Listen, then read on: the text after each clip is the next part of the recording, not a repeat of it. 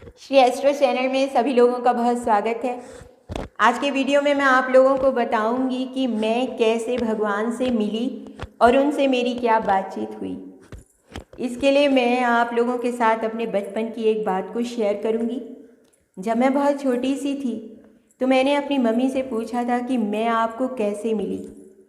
तो मेरी मम्मी ने मुझे बताया था कि तुम्हें भगवान ने मुझे दिया था। तो मैंने उनसे पूछा था कि भगवान ने आपको मुझे किस तरह से दिया था। तो मेरी मम्मी ने मुझे बताया था कि इस रूम में वो जो ऊपर रोशनदान है वहाँ से भगवान ने तुम्हें मुझे दिया था। तो उस समय सभी बच्चे बहुत ही इनोसेंट हुआ करते थे और जब भी किसी की डेथ होती थी तो मुझे बताया जाता था कि वो ऊपर चले गए हैं भगवान के पास। तो मेरे दिमाग में ये बात बैठ गई थी कि भगवान जी का घर ऊपर ही है और मेरी भगवान जी को देखने की बहुत इच्छा हुआ करती थी। एक बार मैंने ठान लिया कि मैं तो भगवान जी को देख कर रहूँगी। एक रात मैंने सोचा कि मैं सारी रात जागती रहूँगी और उसी रोशनदान की तरफ देखती रहूँगी, शायद भगवान वहीं से आते हैं। तो मैं रात में उधर देखती ही रही। पता नहीं कब मेरी आंखें बंद हो गई और मैं सो गई। ऐसा कहा जाता है कि जिसके बारे में हम लोग सारा दिन सोचते हैं वही रात में स्वप्न में आते हैं। तो वही मेरे साथ भी हुआ। स्वप्न में मैंने देखा कोई मुझे पुकार रहा है। तो मैंने पूछा कौन है। तो फिर से आवाज़ आई, बोले मैं भगवान हूँ। तो मैंने कहा मैं तो आपको देखना चाहती हूँ, प्लीज़ मुझे दिखाई दीजिए, कहाँ हैं आप। तो भगवान जी बोले कि मैं सबको दिखाई नहीं देता, मैं सिर्फ उसी को दिखाई देता हूँ जो दुनिया को नहीं देख सकती। मैं निराश हो गई। मैंने भगवान जी से पूछा अच्छा ये बता दीजिए आप रहते कहाँ हैं, आपका घर कहाँ है, मैं उसे देखना चाहती हूँ। तो भगवान जी ने कहा कि तुम मुझे ढूंढते हुए इधर उधर और ऊपर देखकर अपनी आँखों को मत थकाया करो, मैं तो सब जगह हूँ और सब में हूँ। बस मेरी नींद खुल गई। नेक्स्ट डे मैंने अपनी मम्मी से सारी बात बताई कि किस तरह से मैंने भगवान जी को देखने की कोशिश की थी और भगवान जी ने स्वप्न में मेरे साथ क्या बातचीत की थी। तो मेरी मम्मी बहुत खुश हुई, बोली वाह तुमने तो भगवान जी से बातें कर ली। तो उन्होंने मुझे भगवान की कही हुई बातों को इस तरह से समझाया। उन्होंने कहा कि भगवान जी ने तुमसे कहा था कि वो केवल उन्हीं को दिखाई देते हैं जो दुनिया को नहीं देख सकते। तो इसका अर्थ ये है कि बहुत छोटे बच्चे जो किसी को नहीं देखते अपने आप हंसते हैं, मुस्कुराते हैं, तो कभी रोते हैं, तो उन्हीं को भगवान दिखाई देते हैं। और जिनकी मृत्यु हो जाती है वो दुनिया को नहीं देख सकते और वही भगवान को देख सकते हैं। और उन्होंने मुझे बताया कि जो भगवान ने कहा था कि मैं सब जगह हूँ, सब में हूँ, इसका अर्थ ये है कि भगवान जी सबके मन मंदिर में रहते हैं। जिनका मन मंदिर बहुत सुंदर होता है, जिनमें बुरे विचारों की मैल नहीं होती है, तो भगवान जी उनके हृदय में 100% रहते हैं। और जिनका मन मैला हो जाता है उसमें भगवान जी के रहने की परसेंटेज कम हो जाती है। और जिनका हृदय बहुत मैला होता है वहाँ पे भगवान जी केवल 5% रहते हैं।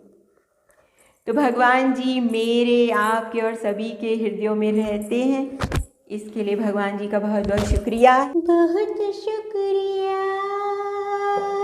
बड़ी मेहरबानी कि मेरे हृदय में सिया राम आए। बहुत खुश हूँ मैं पर डर भी मुझे है, कहीं मन के मंदिर में मैल आ न जाए। बहुत शुक्रिया।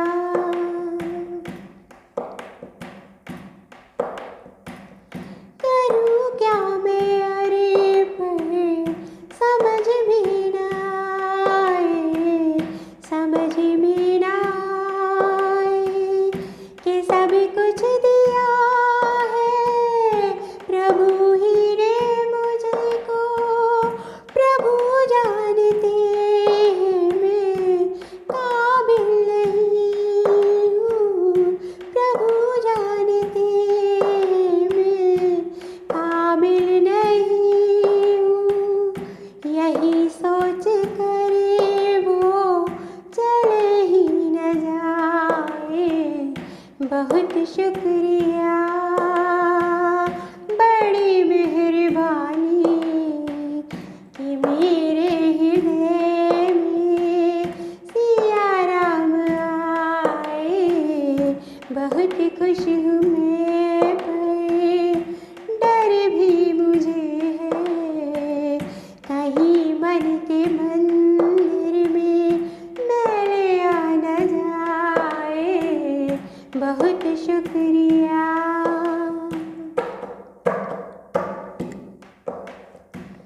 खुशी तो बहुत है मगर फिर भी डर है, मगर फिर भी डर है कि दिल में मेरे प्रभु जी अवगुण बहुत है। मगर फिर भी रब से क्षमा मांगती हूँ, मगर फिर भी रब से मैं क्षमा मांगती हूँ कि रब मेरे सारे गुनाह भूल जाए। बहुत शुक्रिया, बड़ी मेहरबानी कि मेरे हृदय में सिया राम आए। बहुत खुश हूँ मैं पर डर भी मुझे है, कहीं मन के मंदिर में मैल आ न जाए। बहुत शुक्रिया।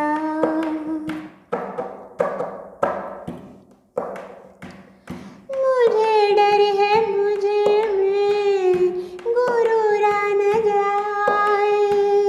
लगू झूमने में सुरूर आ न जाए, सुरूर आ न जाए। कहीं दिल न मेरा प्रभु जी को पाकर, कहीं दिल न मेरा प्रभु जी को पाकर प्रभु का बने और सब भूल जाए। बहुत शुक्रिया, बड़ी मेहरबानी कि मेरे हृदय में सिया राम आए। बहुत खुश हूँ मैं